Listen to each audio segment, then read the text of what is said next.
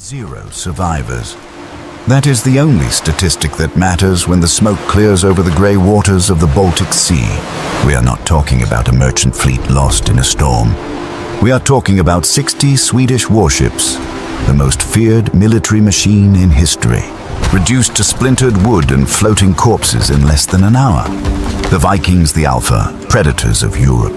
The men who sacked Paris and besieged Constantinople did not die here fighting an empire or a Christian king. They died screaming in terror at something they could not comprehend until it was too late. History books have lied to us. They sold us the image of the invincible Viking, the wolf-hunting sheep. But on the eastern shores, in the dense forests of what we now call Estonia and Latvia, the wolves met bears. Tribes that not only did not fear the Norse, but learned to hunt them, the Curonians, the Oeselians, names that mean nothing today, but in the 11th century made the kings of Sweden and Denmark wake up sweating in the middle of the night. To understand the absolute panic that broke out that morning, you have to understand the arrogance that preceded it. For 300 years, the Baltic Sea was a Swedish lake. The kings of Svealand looked east and saw only one thing: a warehouse of slaves. They crossed the sea. It was easy, it was routine, it was business, but they made the fatal mistake of any declining empire. They underestimated their victims' capacity to learn. No one noticed the change at first. It was subtle. A Viking ship that did not return, a Danish patrol that vanished without trace near the island of Saaremaa. The Hars in Sigtuna, Sweden's commercial capital, attributed it to bad weather or bad luck. They did not want to see the truth. They did not want to admit that on the other side of the sea, in hidden shipyards among the fjords of Caronia, the barbarians were building their own ships. And they were not cheap copies. They were lighter, flat-bottomed vessels, designed not to cross oceans but to move like ghosts through shallow waters and rocky archipelagos where the heavy Swedish drakkars ran aground. The blindness ended on a summer Tuesday. The lookout in the fortress on the island of Gotland did not sound the alarm horn because what he saw on the horizon made no sense. They were not red and white striped square sails. The Norse distinctive was dark sails, and they did not come in battle formation. They came in a chaotic swarm, fast cutting the waves with a violence that paralyzed the garrison. They were the Oeselians, and they did not come to trade. The Battle of Gotland was not a battle. It was an execution. The Baltic raiders did not seek honorable man-to-man combat. That is a luxury for those who believe they will live forever. They used naval guerrilla tactics, throwing iron hooks against the gunnels of the anchored Swedish ships. But instead of boarding, they threw pitched torches and pots full of venomous snakes and quicklime. Panic on the decks of the Swedish ships was total. Men who had killed Saxons and Franks without blinking now jumped into the water in full armor, choosing to drown rather than face the demons emerging from the smoke. But the real horror was not in death, but in what came after. The Vikings feared death without sword in hand because it meant losing Valhalla, but they feared the Curonians more for what they did with the living. Legends spoke of shrines in the deep forests of Curonia, where Norse prisoners were not enslaved but sacrificed. Baltic priests read the future in the entrails of Swedish warriors. That certainty, knowing your final fate was not a glorious grave, but a blood-stained stone altar in a foreign forest, broke Viking morale faster than any sword. In Sigtuna, news of the disaster at Gotland arrived 2 days later. A fisherman found the fleet remnants washed up on the beach, bodies beheaded and impaled in the sand with ash spears. The message was clear: the Baltic no longer belonged to them. King Knut Eriksson, locked in his fortress, faced an existential crisis. If he could not protect his own coasts, his authority would crumble. Rival clans would smell weakness. He needed a quick victory. He needed to crush these eastern pirates to restore the natural order of things. So he made the decision that would seal the fate of thousands. Instead of fortifying the coast, he ordered the gathering of the remaining royal fleet, the Leidang, and launched it in a full offensive to the east. They were going to burn Caronia to the ground. They were going to teach them a lesson. It was a massive mobilization. 300 ships, 10,000 men. Steel gleamed under the July sun as the ships sailed from the Stockholm archipelago. Priests blessed the sails. Wives waved from the docks. It looked like a triumphant march. It looked like the return of the old days of glory. But there was a problem, a tiny detail that the king and his generals overlooked in their arrogance. Spies. Sigtuna was an international trading city. Russians, Germans, Wends and Bolts walked its streets selling furs and wax. Among the merchants who smiled and paid their taxes to the Swedish king were eyes that watched every move. There were men who memorized the number of ships, the amount of provisions, and above all, the exact departure date. While the Swedish fleet sailed east, seeking a fight in open sea, a solitary, small and fast ship left Sigtuna in the opposite direction, hugging the coast southward, carrying a message to the warlords of Caronia. The message was simple. The nest is empty. The she-wolf has left her cubs alone. The Swedish fleet sailed into a trap, yes, but not the trap they imagined. They expected to find resistance on the beaches of Caronia. They expected a shield wall.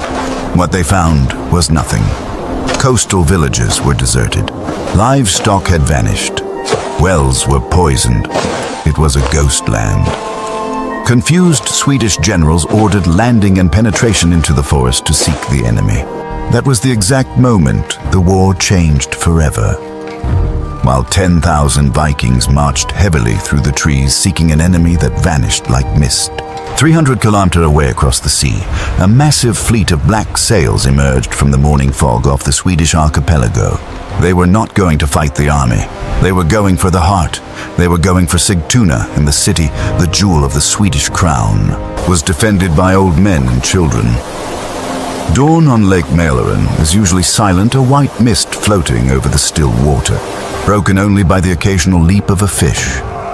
But that morning the mist was not broken by nature. It was broken by the sound of 1,000 oars striking the water in unison.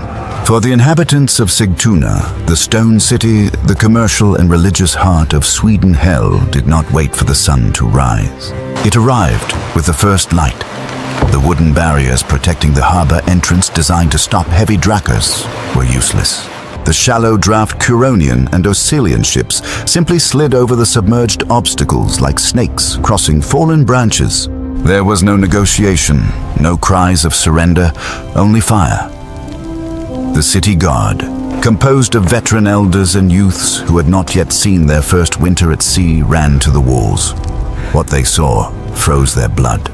It was not a disciplined army forming shield lines. It was a tide. Baltic warriors disembarked running, leaping from the prows before the ships touched sand. They did not wear the heavy chainmail of the Norse that slows movement. They wore hardened leather and short axes. They were fast, brutally fast. In less than 15 minutes, the main gate of Sigtuna was in flames. Meanwhile, 400 kilometers to the east in the dense forests of Caronia, King Knut Eriksson began to sense that something was terribly wrong. His army of 10,000 men had been marching in circles for days. Local guides they had captured and tortured for information had led them into swamps where horses broke legs and armored men sank waist-deep in black mud. The enemy did not appear, and that was worse than seeing them. Every night, 3 or 4 Swedish sentinels vanished. No scream was heard. They only found their helmets dented on the moss the next morning. Psychological warfare was dismantling the discipline of the most powerful military force in the north. Captains began arguing among themselves, where are their cities? Where is their gold? The answer was the silence of the forest. The Curonians did not defend territory. They defended time. Every day the Swedes spent there was a day Sigtuna burned unprotected. Back in the Swedish city, the massacre had reached the cathedral. Archbishop Johannes, the most sacred figure of Christianity in Sweden, took refuge at the main altar surrounded by terrified women and children. They believed the church walls would protect them. They believed even barbarians would respect the house of God. They were wrong. The Oscilians did not come for gold, though they took it. They came to send a political message. They battered down the cathedral's oak doors with improvised rams. The sound of splintering wood echoed like a gunshot in the central nave. When the invaders entered, they did not stop before the cross. Archbishop Johannes was decapitated right there on the altar steps. His blood stained the sacred ornaments.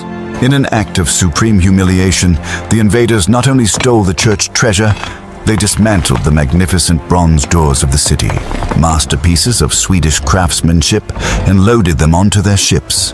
They took not just metal, they took Sweden's pride.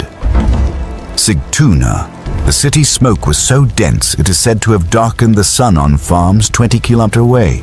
Survivors who fled to the forests looked back and watched their world collapse. The Pax Suetica, the peace imposed by Viking power, had ended. The hunters had become prey. Across the sea, King Canute finally decided to retreat. Lack of supplies and impossible terrain had defeated his army without a single pitched battle. "Back to the ships," he ordered, frustrated, spitting on the ground. "We will return next summer and burn this cursed forest." But when the Swedish vanguard reached the beach where they had left their fleet, the king's heart stopped. The ships were there, yes, but not as they had left them. Of the 300 anchored ships, 50 were burning. A fast Curonian raiding force, hidden in nearby coves, had waited for the main army to penetrate the forest before attacking the rear guard. The guards left watching the ships lay dead on the shore with black arrows in their throats. Chaos seized the beach. The Swedes, exhausted, hungry, and now partially trapped on enemy land, looked to the horizon and then saw it. It was not a rescue ship. It was a small Swedish fishing boat with torn sails that had miraculously crossed the sea fast, driven by terror. The messenger on board fell at the king's feet, breathless face smeared with soot. Cnut grabbed him by the tunic and lifted him. "What is it? Speak." "The archbishop is dead. They have taken the doors." The silence that followed was heavier than any shield. The king released the messenger. Around him, 10,000 hardened warriors lowered their gazes. They had not been defeated by a superior force. They had been outwitted. They had left their house door open, and the wolf had entered and devoured their children. But the humiliation was not over. The journey back across the Baltic would not be a stroll. The Curonians knew the Swedes would return desperate, wounded, and morale shattered. And the sea, that vast grey desert, is the worst place to be afraid, because at sea there is nowhere to hide. The return journey was not a retreat, it was a hunt. The Baltic has a cruel peculiarity. It is full of islands, islets, and hidden sandbanks. For an expert navigator, it is a playground. For a demoralized fleet with tired captains and lookouts whose eyes burned from lack of sleep, it is a deadly maze. King Cnut knew the Oeselians would not settle for burning his capital. They wanted the serpent's head.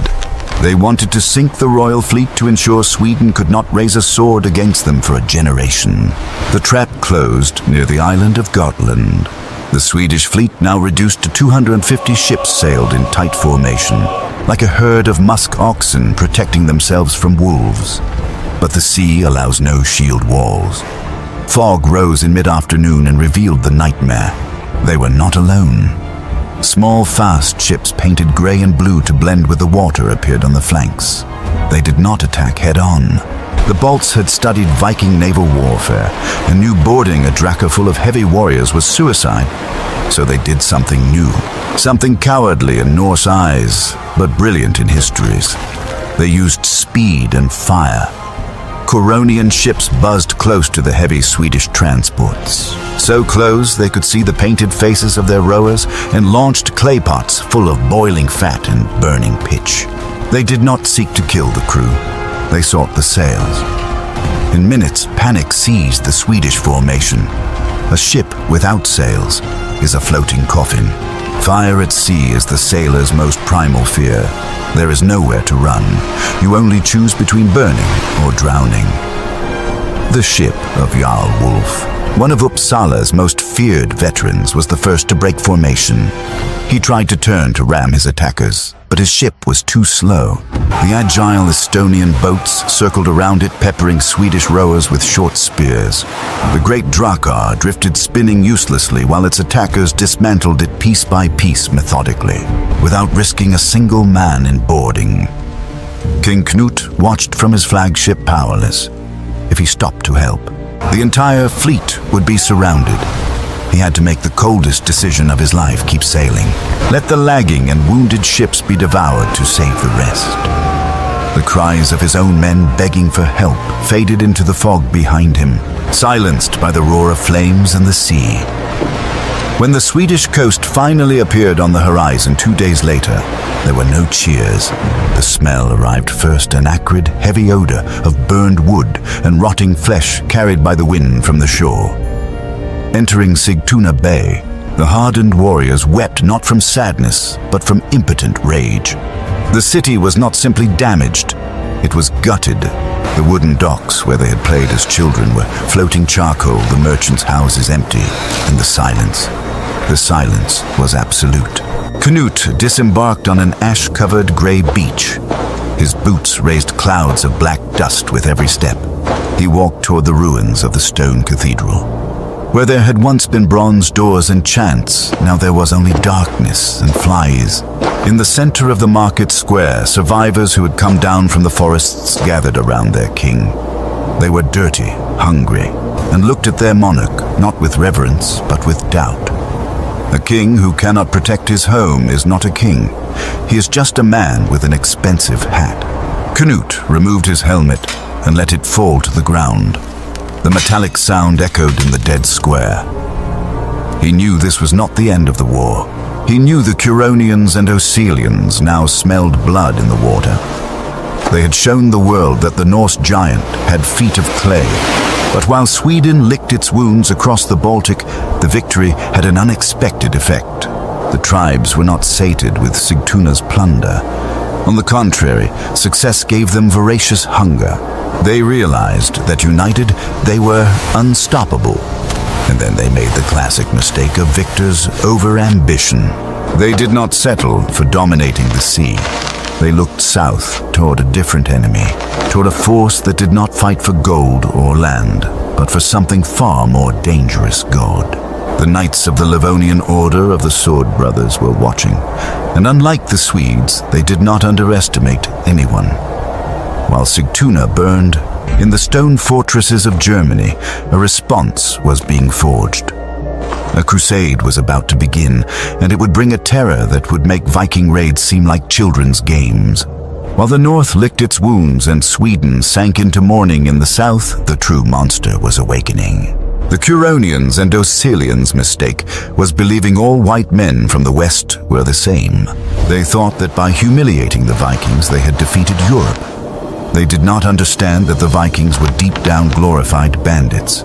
They fought for loot-pride families. They were chaotic. But the enemy, now fixing its eyes on the Baltic coasts, did not seek gold, did not seek slaves, and most terrifying of all, had no fear of death because they believed they held the key to paradise. Rome had spoken.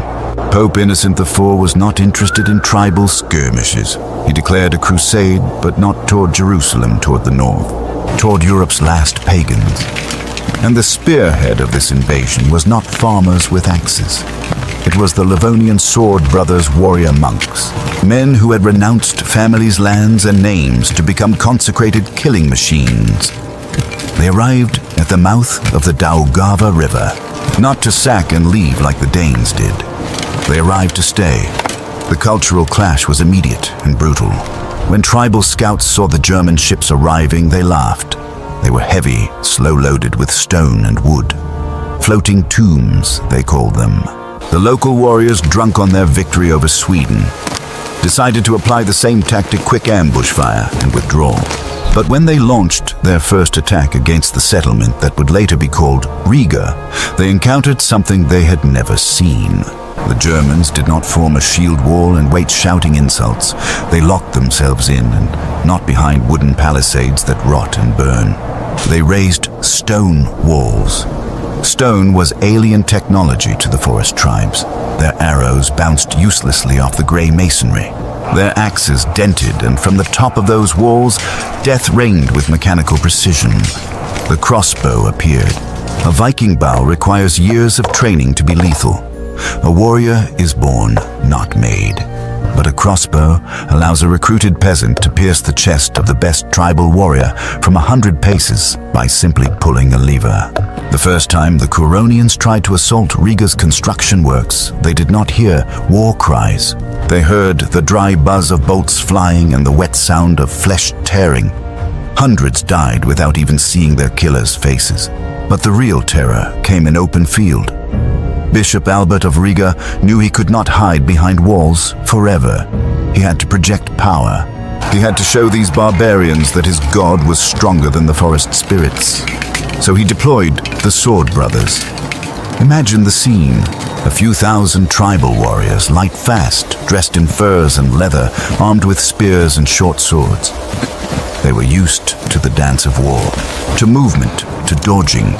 And facing them a line of steel statues riders and giant war horses covered in metal mesh from head to hoof. There was no tactic. It was pure physics. Mass times velocity. When the German heavy cavalry charged, the ground literally trembled. Chroniclers say the sound was like thunder rolling across the earth. The Baltic warriors tried to stand firm, threw their javelins, but these bounced off the knight's plate and mail like hail on a roof. The impact was devastating. The cavalry charge did not break the tribal line. It pulverized it. 600 Chiaus horses trained to bite and kick crushed bodies under their hooves. The knight's long lances skewered 2 or 3 men at a time. It was not a fight. It was a harvest. The Curonians, the same men who had made Swedish kings flee, panicked. Their speed was useless if they could not get close to strike. Their ferocity was worthless against a moving wall of iron. That day on the muddy plains near the Daugava, the myth of Baltic invincibility broke. Survivors fled to the swamps, leaving thousands of corpses behind. But the worst was not the defeat. It was what they saw afterward. The Sword Brothers did not celebrate, did not drink, did not loot bodies for gold. They simply cleaned their swords, said a short prayer, and reformed ranks in absolute silence. That inhuman discipline terrified the tribal chiefs more than any torture. Like fighting men who feel neither pleasure nor anger, who only fulfill a divine function. Yet humans are adaptable, and the Baltic tribes had not survived 1,000 years in those harsh forests by surrendering to the first winter. In the depths of Lithuania's and Semigalia's forests, a war council was convened. Old shamans and young warlords understood that the old way of fighting had died. If they wanted to survive the Iron Crusade, they had to evolve. Had to stop being scattered tribes and become something more. They had to unite and needed to decipher the enemy's technology. If stone and iron were God's weapons, then they would have to steal those weapons from God. The resistance was about to change tactics. They would no longer seek suicidal, pitched battles. They would take the war where heavy horses could not enter, to the ice. Winter was approaching, and the Baltic winter forgives no one, not even men of iron. 30 degrees below zero. At that temperature, metal is not protection, it is torture. The steel of armor cools so much that touching your own sword without gloves sticks skin and tears it when pulling away. Breath freezes on helmet grills, creating an ice mask that suffocates. But the Sword Brothers marched. It was February 1236. The Grand Master of the Order, a man named Volkwin, made the classic mistake of one who believes technology trumps nature. He looked at maps and saw that the dense forests and swamps that stopped his cavalry in summer were now frozen. Ice highways, he thought. Solid rivers his war horses could gallop along without obstacles to strike the heart of pagan lands. While they slept, Volkwin gathered a massive column. Teutonic knights, Russian auxiliaries, German mercenaries, a 2-kilometer-long serpent of iron gleaming under the pale winter sun. They penetrated Semigalian territory, confident laughing, burning some isolated farms to warm themselves. They did not know they were being herded. Lithuanian and Semigallian scouts wore no plate armor. They wore wolf furs and wooden skis.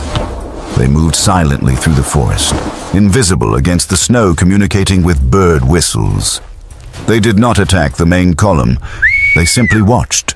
Let the Germans penetrate deeper and deeper farther from their fortresses, letting cold and fatigue bite.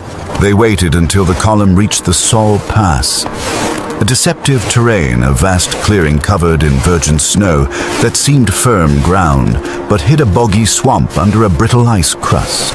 The trap closed at dusk. The German vanguard stopped dead. Before them, blocking the only valley exit, appeared a line of warriors. They were not many. They seemed easy prey. Volkwin, impatient and eager to finish quickly to set camp, ordered the charge. "Crush them," he shouted. God wills it. 500 knights lowered lances and spurred their mounts. The earth thundered. The heaviest cavalry charge of the Middle Ages, the most unstoppable force, launched forward. They gained speed. Impact seemed imminent, and then physics did its work. When the 600-kiloed horses charging men and 40 kilos of steel hit the frozen bog zone, the ice cracked. It did not break completely, but it gave enough. Horses' legs punched through the hard crust and sank into the frozen, sticky mud below.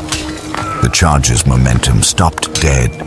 Horses stumbled, rolled, broke legs. Knights were thrown, falling like overturned turtles in deep snow. Chaos was instant, and then the signal. From the flanking forests, thousands of tribal warriors surged running. They did not trudge painfully through snow. They slid on snowshoes, fast, agile.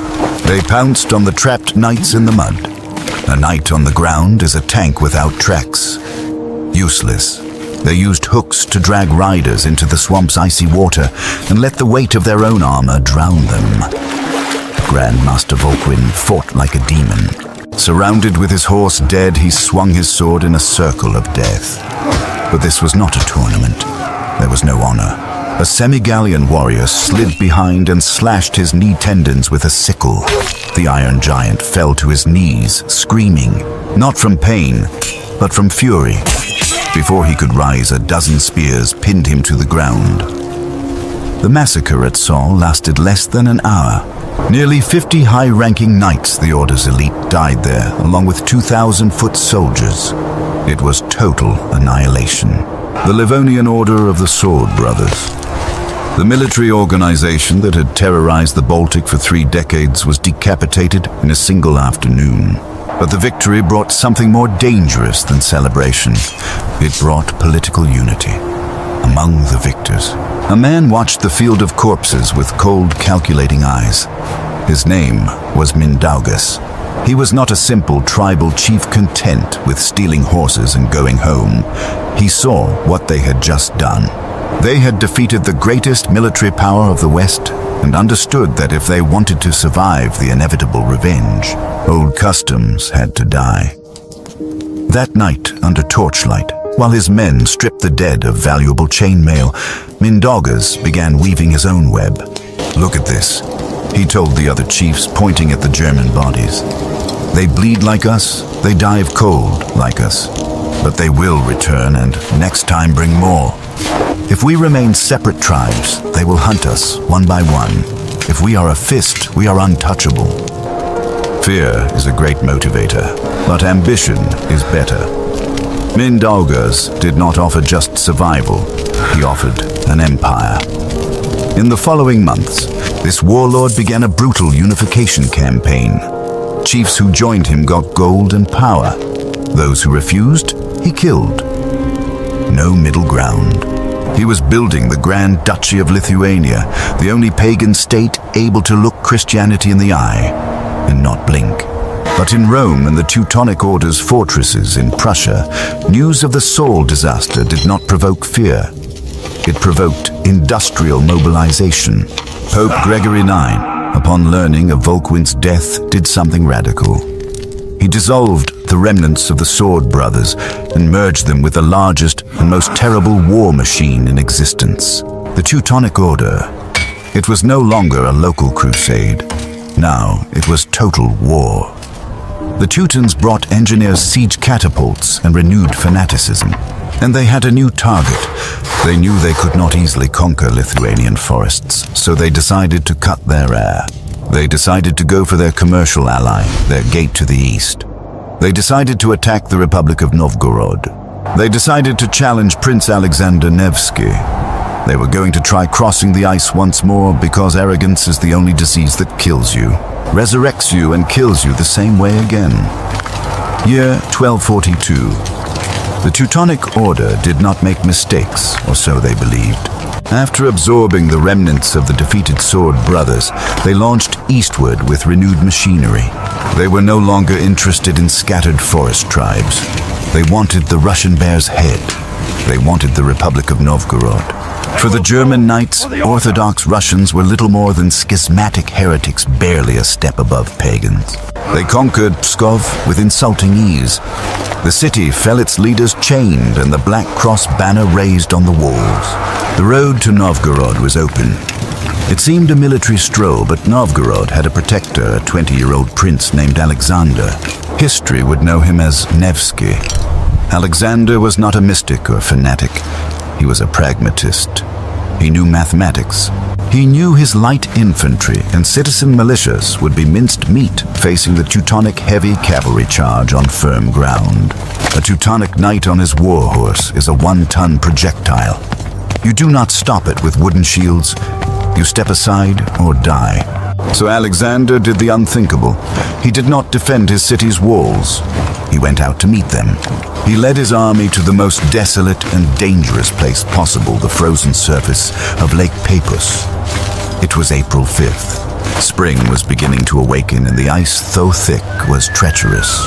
The locals called it crow ice because it seemed solid, but could swallow a man in a blink if you did not know the way. The Teutonic generals saw the Russian army formed on the lake and smiled under their helmets. They offer us battle in open field, on a flat surface ideal for charging. God has delivered them on a platter. They ordered the classic formation, the boar snouter steel wedge. The heaviest and best armed knights at the tip and flanks protecting infantry in the center. The purpose of this formation is simple. Strike the enemy line's center with unstoppable brute force. Split the rival army in two and then massacre the disorganized remnants. It is a hammer designed to crack nuts. And Alexander gave them exactly the nut they wanted to crack. He placed his weakest troops, city militia, armed with old spears and axes, right in the center. On the flanks, he hid his elite cavalry and best archers. It was an invitation to suicide. He was offering his army's heart as bait. The Teutonic charge began. The sound was deafening. Hundreds of iron-shod hooves striking the ice in unison, creating a roar that echoed on the lake shores like a giant war drum. The German wedge gained speed. They impacted the Russian center with terrible violence. The Russian line bent. Novgorod militiamen died by dozens, crushed and skewered. They retreated, screaming, breaking ranks. The Teutonic knights, drunk on imminent victory, pushed harder, penetrating deep into the enemy mass. "They are broken," they shouted. "Pursue them." They fell into the trap with both feet. By pushing the center, the Teutons were surrounded on three sides without realizing, and then Alexander gave the signal. From the flanks, the Germans had ignored. The wings of the Russian army emerged. Novgorod cavalry equipped with lighter horses and flexible armor closed the pincers. Horse archers began shooting not at the knights, but at their mounts. The boar snout formation stopped. The knights packed against each other, could not turn their huge horses. They were stuck in a confused mass of metal and flesh. Mobility, their greatest advantage, was gone, and then what Alexander had coldly calculated from the start happened. The lake protested. The ice, repeatedly struck by thousands of men and horses concentrated in one spot, began to groan. Dark cracks like black lightning started running under the Teutonic horses' hooves. The weight of German arrogance was literal. Their armor was too heavy for April ice, weakened by combat. Real panic began when the first knight vanished under black water. The sound of breaking ice is something no one who has heard it forgets. It is not a dry crack like a branch. It is a deep, grave moan, as if a gigantic beast's belly was tearing. For the Teutonic knights trapped in the center of Lake Peipus, that sound was the final sentence. Imagine absolute terror. Men trained to withstand sword cuts, to ignore arrow pain suddenly facing an enemy you cannot fight. Physics. Full plate and mail armor weighs 20 to 30 kilo. Wet with soak padding more. On firm ground, it makes you a tank. In water, it makes you an anchor. When the surface gave way, it was not a heroic fall. It was chaos of black water and icy foam. Maddened horses from thermal shock kicked frantically, breaking their own riders' skulls in desperate attempts to stay afloat. Knights who fell into the water had no chance to swim. They sank like stones, dragged to the lake bottom, screaming air bubbles in closed helmets until icy water filled their lungs. For those who stayed on solid ice fragments, the situation was no better. The boar snout was shattered. Panic is contagious, seeing their brothers vanish into the black abyss. The Teutonic rearguard turned to flee. But ice is treacherous. War horses slipped trying to turn, falling sideways, trapping riders' legs under their bellies. And then the Russian hunters attacked. Alexander Nevsky's light cavalry, mounted on small, agile horses accustomed to winter terrain, pursued the Germans in retreat for 7 kilometers across the frozen lake. It was not a battle. It was a rabbit hunt. Russian hooks pulled down great masters and daggers found armor gaps in armpits and necks. The lake's white snow turned bright red, a violent contrast visible from the shores. By day's end, the Teutonic Order's elite had been annihilated or captured. 50 brother knights, Europe's warrior nobility, died. As many were led to Pskov, chained, walking barefoot beside their captured horses for greater humiliation. The battle on the ice did more than save Novgorod. It drew a line in blood and on the map that would last centuries. Alexander Nevsky sent a clear message to the Pope and the Holy Roman Empire. The East was closed. Catholic expansion had crashed against a wall of ice and Orthodox faith. The Drang nach Osten, the German push eastward, stopped dead. But while the two giants, Russia and the Teutonic Order, bled each other on the ice, someone else watched from the shadows of the central forests. Someone who had learned the most important lesson of all. Mindaugas, Lithuania's unifier, saw his two greatest enemies weaken. He understood that the power vacuum left by the Teutonic defeat was his golden opportunity. It was no longer enough to be a confederation of annoying pagan tribes. It was time to become a legitimate power. If Viking brute force had failed and Crusader technological force had failed, then the answer was politics. Mindaugas did something that stunned both allies and enemies. He sent emissaries to the Pope. "I will accept your crown," said the pagan king. "I will accept your baptism, but on my terms." It was a masterstroke of geopolitical chess. By converting to Christianity, even if only nominally and for political convenience, Mindaugas removed the Teutonic Order's main excuse for war. They could no longer launch a crusade against a Christian king anointed by the Pope. He disabled the German war machine with a diplomatic letter, something 1,000 swords had not achieved. In 1253, Mindaugas was crowned King of Lithuania, the first and only king. The tribes that once ran half-naked through forests, feared by Vikings and hunted by Germans, were now a kingdom recognized by Rome. But peace is an illusion in the Baltic. Mindaugas's conversion enraged pagan traditionalists in his own court and the Teutonic Order, feeling cheated and purposeless, began conspiring. The truce was not the end of war. It was just time to sharpen knives again. Were not civilized, they became the largest empire Europe had seen in centuries. The final fusion between pagan ferocity and political cunning was about to create the Grand Duchy, a beast that would devour everything from the Baltic Sea to the Black Sea. And it all began because a group of arrogant Vikings underestimated the men who lived among the trees. Peace is fragile when signed with ink. but indestructible when forged with betrayal. King Mindaugas had bought time with his baptism, but in the forests of Samogitia, the old gods had not died. The hardest clans, those who never accepted the cross, looked at their king with contempt. For them, diplomacy was weakness, and the Teutonic Order, humiliated but not destroyed, made the final mistake. They believed one man's conversion meant a people's submission. They believed the Curonians and Estonians, now technically allies and forcibly recruited into Christian ranks, were loyal. On July 13, 1260, the lie exploded in the Battle of Derb. The Teutonic Order gathered the largest army ever seen in the Baltic to crush the Samogitian rebels. It was an extermination force. Hundreds of knights, thousands of foot soldiers, and crucially contingents of forced Curonians and Estonians to fight for their oppressors. When the armies clashed near Lake Derb, the unthinkable happened.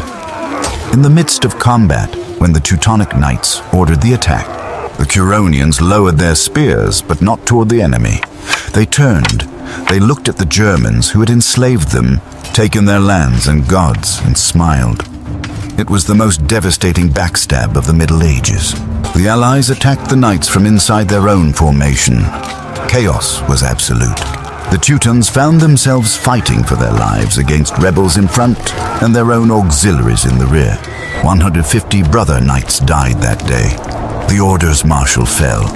The banner of the Virgin Mary was trampled in mud mixed with blood. News of the Derbe disaster reached Mindaugas's court like thunder, and the king, the political fox, saw the sign. He tore the cross from his neck, expelled. The priests burned the churches he had ordered built. The experiment is over, he declared. Lithuania would not be a vassal of Rome. Lithuania would be a pagan empire. The Iron Wall had fallen. The Teutonic defeat at Derbe sparked the Great Prussian Uprising. For 14 years, the Baltic burned in a war of liberation that erased decades of crusader conquests. Castles burned, garrisons vanished, and from the ashes of this endless violence emerged the final truth. The Vikings had been right to fear. Those men who began defending their beaches with stolen ships and guerrilla tactics now ruled a superpower. The Grand Duchy of Lithuania did not stop in the forests. In the following decades, its expansion was voracious. They pushed east and south, devouring the lands of old Kievan Rus, reaching the Black Sea waters. They became every neighbor's nightmare. They were the shield that stopped the Golden Horde Mongols. They were the sword that kept German knights at bay for 200 years. They were the only nation in Europe that worshipped thunder and fire while building a state capable of challenging emperors. Sweden never fully recovered its sea dominance. The Teutonic Order never conquered Lithuania's heart. They would finally break their teeth for good at Grunwald a century and a half later, defeated by the descendants of the same men they underestimated on the ice. History began with a routine Viking raid expecting easy victims. It ended with the birth of Europe's largest state. The wolves of the north learned the lesson too late. You can burn a village, you can tear down a palisade, but if you corner a bear in its own cave, you do not live to tell the tale. In the end, the Baltic was not a Swedish lake nor a German fief. It was and always will be the grave of those who dared underestimate the forest tribe.